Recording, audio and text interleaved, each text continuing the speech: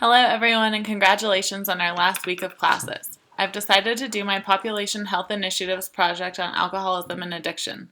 Because my case study focused mostly on alcoholism, I'll try to include a bit more information about drug addiction in this presentation. I'd like to start with a little bit of information, a little background information. First, dependency on alcohol, also known as alcohol addiction or alcoholism, is a chronic disease. The signs and symptoms of alcohol dependence include a strong craving for alcohol, continued use despite repeated physical, psychological, or interpersonal problems, and the inability to limit or quit drinking. In addition to the mental, emotional, and social consequences of addiction, alcoholism can contribute to a myriad of other problems, including injuries, violence, liver disease, and cancer. Like alcoholism, drug addiction is a chronic, often relapsing brain disease. Addiction causes compulsive drug use despite harmful consequences to the addicted individual and their friends and family. People who become addicted to drugs are often perceived as lacking morals or willpower. I talked about this a little bit in my case study. But in reality, drug addiction is a complex physiological process.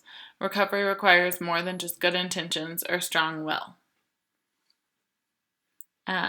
Just in case anyone's curious, some common drugs of abuse include, but are certainly not limited to, cocaine, hallucinogenics such as LSD or mushrooms, heroin, marijuana, MDMA or ecstasy, or sometimes known as Molly, methamphetamine, and also prescription drugs, specifically opioids, sedatives, and stimulants, and still tobacco. Aside from overdose and death, illicit drug use often leads to family problems, loss of employment, academic failures, domestic violence, and child abuse. The scope of alcoholism and addiction in the United States is staggering. As you can see, alcohol use disorders affect 16.6 million American adults and close to 1 million adolescents ages 12 to 17. Alcohol accounts for 88,000 deaths annually, making it the third leading preventable cause of death in the United States. In terms of an economic burden, alcohol misuse problems cost our country over $223 billion per year. Now, on the other side of the slide, you can see some specific statistics for drug abuse. Approximately 10.2% of people 12 and older report some type of illicit drug use in the past month, and 2.5% of people 12 and older report the non-medical use of prescription psychotherapeutic drugs in the past month.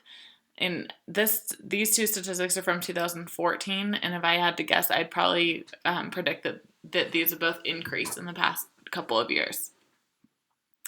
In 2009, there were roughly 4.6 million drug-related emergency room visits, and of these, I found that cocaine was implemented in 422,000, marijuana involved in 376,000, heroin in 213,000, stimulants like amphetamines were involved in 93,000, and other illicit drugs such as ecstasy or GHB were, far less frequently implicated in these emergency room visits. Kind of interesting. Altogether, the drug-related health problems equate to about $600 billion in annual costs here in our country alone, which is just shocking to me. And this statistic does include productivity and crime-related costs, but still $600 billion is just a massive number. I think it's important to know that alcoholism and addiction have become so prevalent in our country that they were made one of the Healthy People 2020 objectives. And the goal of Healthy People 2020, as it relates to substance abuse, is to reduce substance abuse to protect the health, safety, and quality of life for all, especially children. Substance abuse has a serious impact not only on the patients struggling with addiction, but also on their friends, families, and the communities in which they live. The effects of substance abuse tend to be cumulative, as they significantly contribute to social, physical, mental, and public health problems.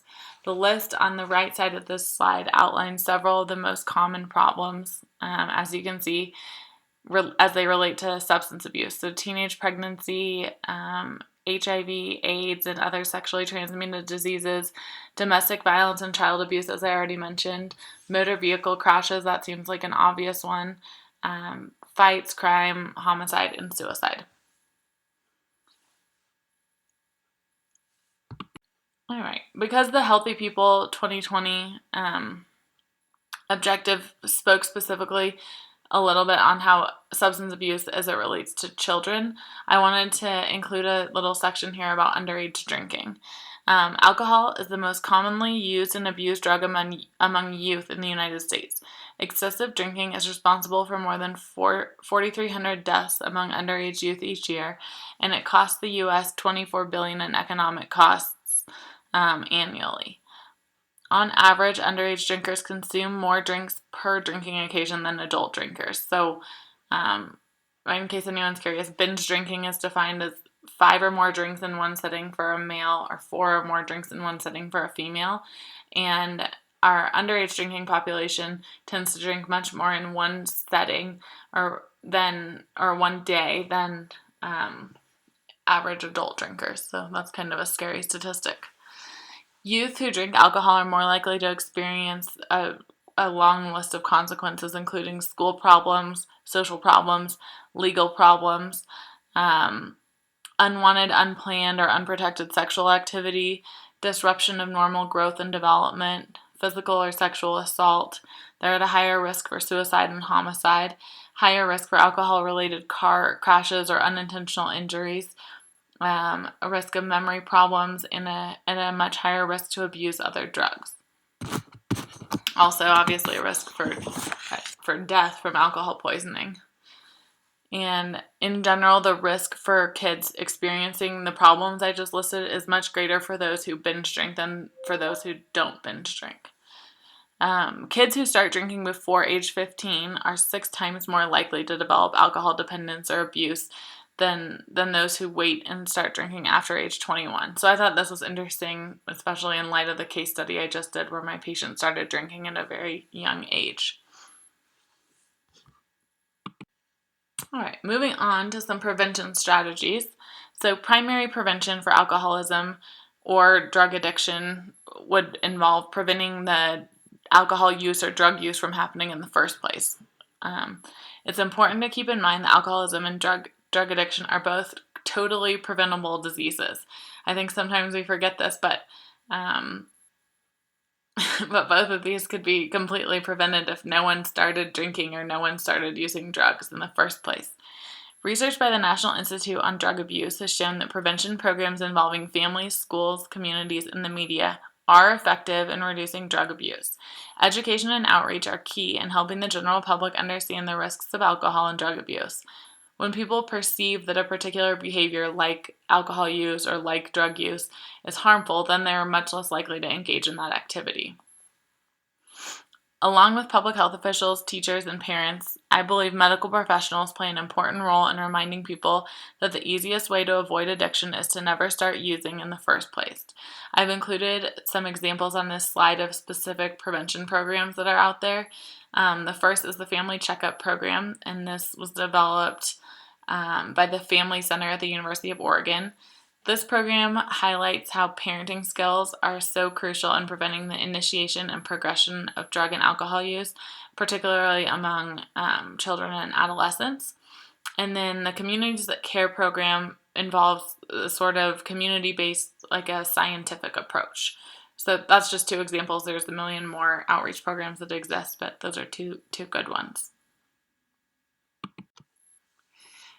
Since I brought underage drinking to everyone's attention earlier, I did want to include a slide about the primary prevention of adolescent alcohol use, and so here it is.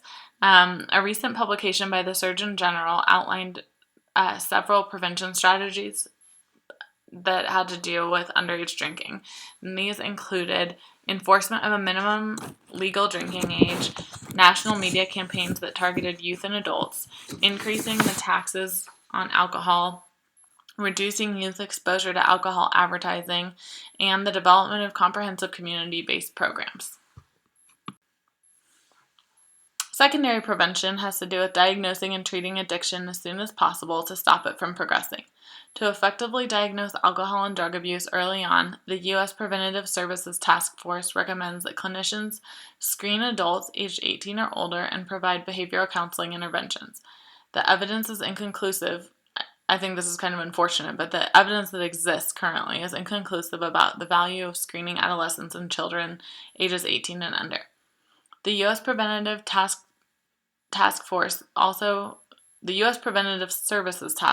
also recommends 3 tools for the screening of alcohol misuse. These include the Alcohol Use Disorders Identification Test, or AUDIT, the abbreviated audit consumption, and a single question screening such as how many times in the last month have you had 5 for men or 4 for women and adults over 65 or more drinks in one day.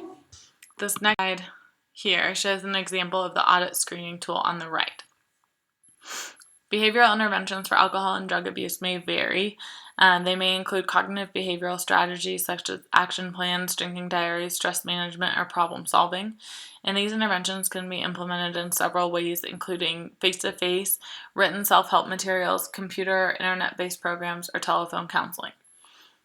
Unfortunately, as I mentioned, the literature is lacking in evidence to support secondary prevention interventions for youth who abuse alcohol or drugs.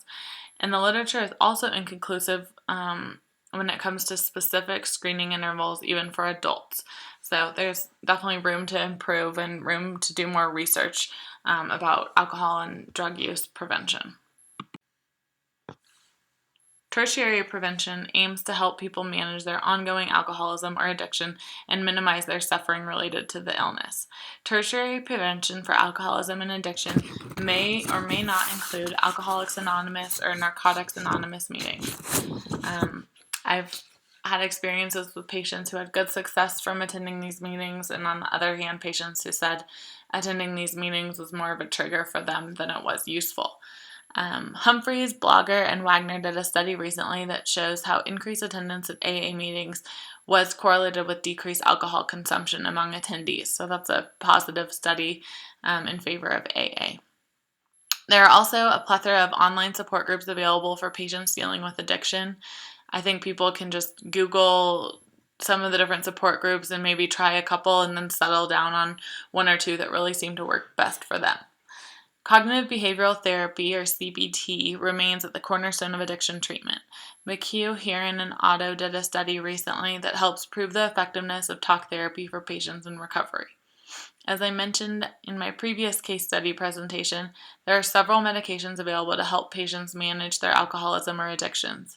These, I think, should be considered as kind of complements to other therapies, particularly CBT. Off the top of my head, some addiction medications that come to mind are the nicotine patch or Chantix for tobacco use and abuse for alcoholism, and methadone or Suboxone for opiate addiction. With tertiary prevention of alcoholism and addiction, I think it's important to consider the people close to the patient who may have been harmed by their addiction. Programs like Al-Anon offer support to the loved ones of patients with alcoholism and addiction. And if you guys have never been to an Al-Anon meeting, I highly recommend it just to go and see what it's like.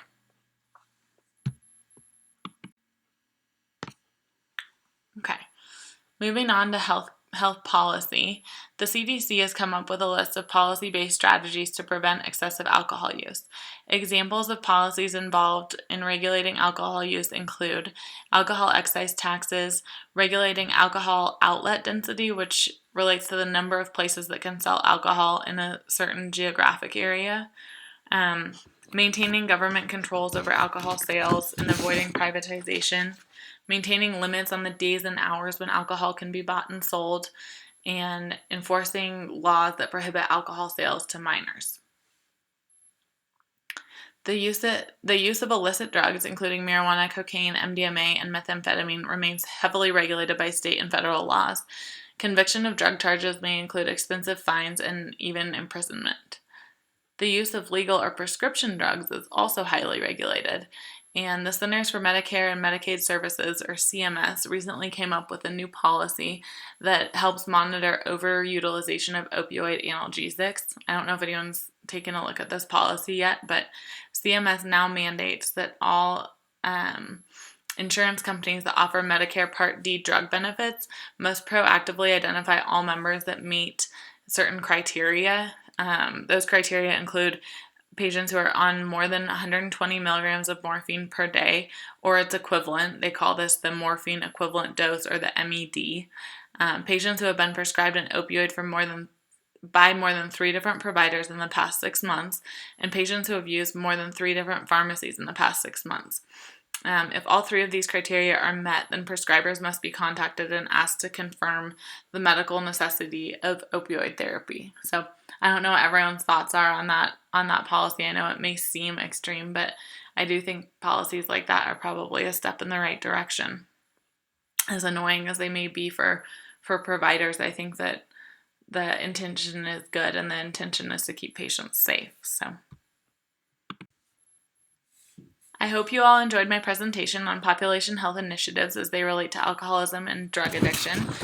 My discussion questions follows this reference slide, and I hope to see some of you guys in my classes this summer. Thanks so much.